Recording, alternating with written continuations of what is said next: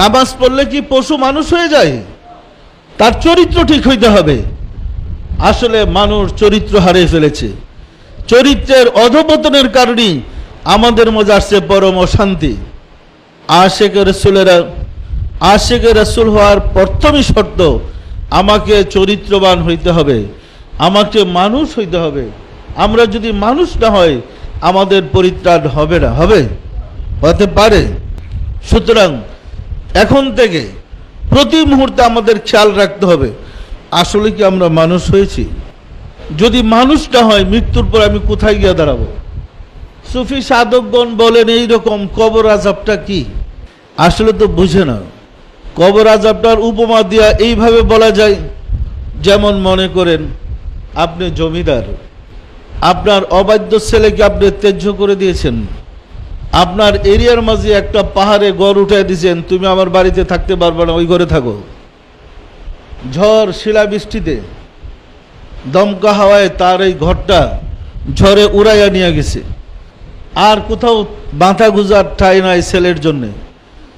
ছুটে আসছে বাবার কাছে, বাবা আমাকে একটু থাকতে দাও।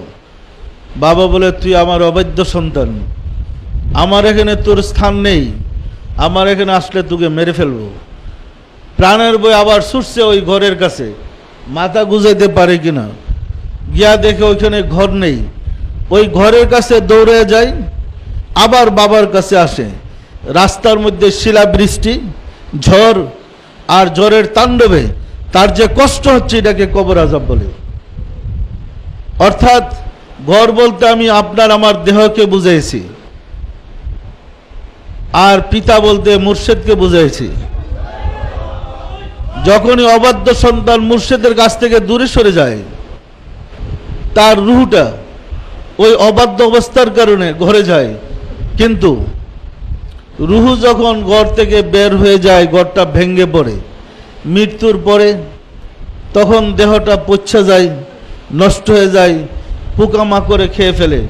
রুহুটা দৌড়ে যায় দেহের ভিতরে ঢুকতে, দেহের ভিতরে গিয়ে জায়গা পায় না। আছে জায়গা, ঢুকার ব্যবস্থা আছে, পচা দেহের ভিতরে রুহু ঢুকবো কিভাবে?